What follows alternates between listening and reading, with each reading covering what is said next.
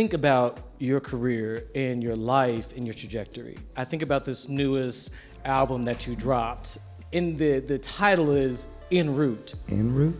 Where have you been? Where are you now? And where are you going? I'm all about mental health, y'all.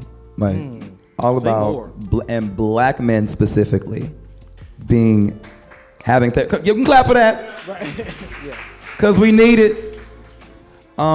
I want to be an advocate for that because there are a lot of things that we hold in. And when you hold in things and you don't have a healthy outlet to get that out, whether that's crying, whether that's exercising, painting, dancing, you do know that that will manifest into physical ailments. Next thing you know, you got high blood pressure, you have a stroke, you're developing diabetes, cancer, all that stuff because you're holding it in. So I'm a big advocate for finding your outlet that is a healthy, positive way to get those things out. The Durand Project was me post-therapy. Wanderlust was where we've been in it, and these are the things that I've been discovering about myself. Yeah. And the stories that, just going inward. Who here is in touch with their inner child? Okay, more of y'all need to get in touch. Yeah. See, when you view your inner child like your child, there's a way in which that you will operate. So when you feel triggered, you're not going to shut yourself up.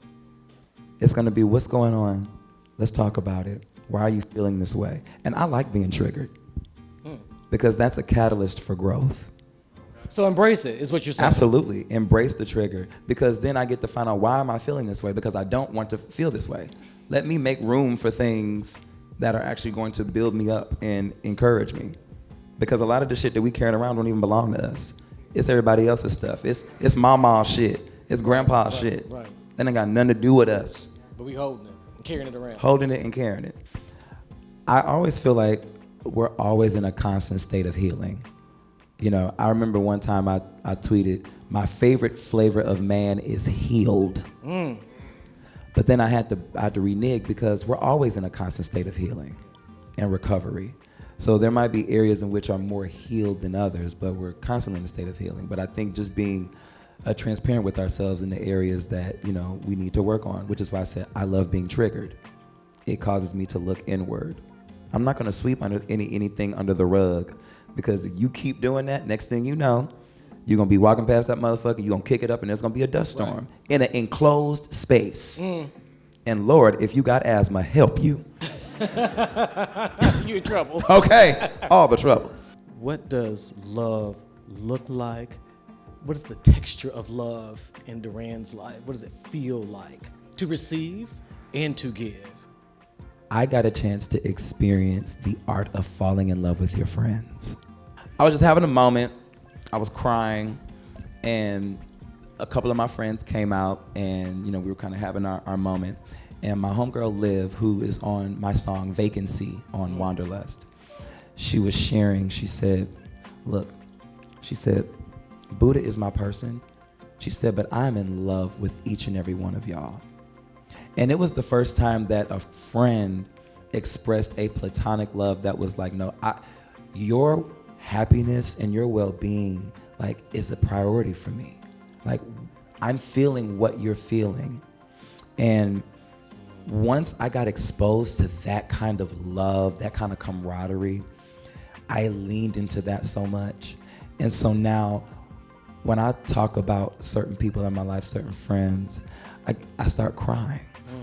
Because what did I think friendship was before that? And sometimes we need to experience platonic love.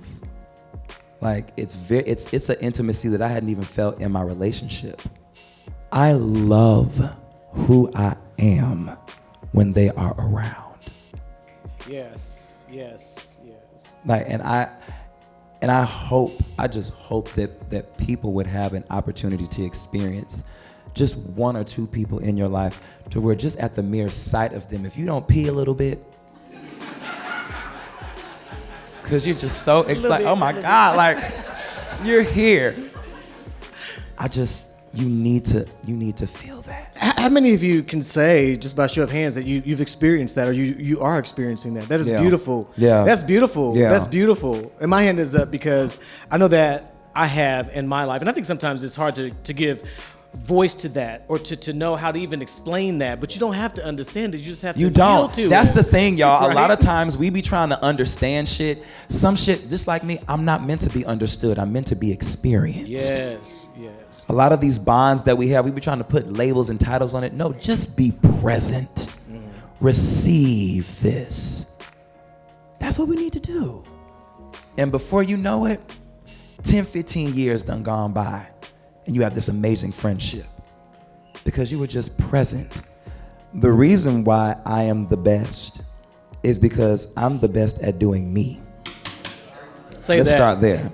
I do me so well. Yes, Durand. I'm on autopilot sometimes. I do me so well. I don't have to think about it. I walk, I breathe it, I sing in my sleep. So that's number one. Number two, another reason why I'm the best is because I don't surround myself with people that I think that I'm better than. And that's a lot of times that people do. And baby, just because you surround yourself with midgets don't make you a giant. Whoop! Say that.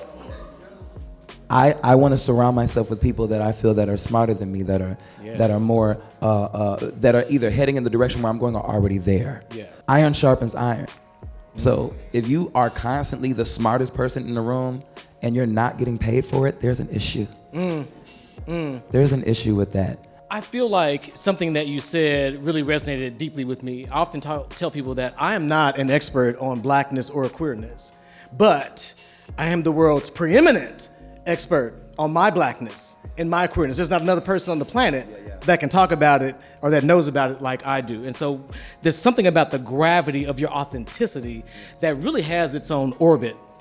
It really does. And it's very liberating in how you pull people in, but not pull people in. I'm feeling it right now. It's not pulling people in to secure them or to lock them down. It's to free them. And so I think that's one of the things that I'm really feeling most in this moment, and I hope that the audience is as well. I feel like the message that you gave resonated very much the same way that your spirit has resonated with us tonight. And there are times when we do events, there are times when we put together gatherings, but then there are moments.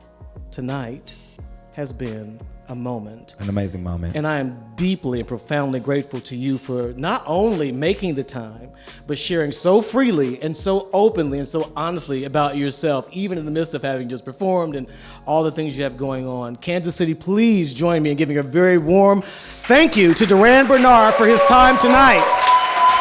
Woo! I adore you. I do. I just do.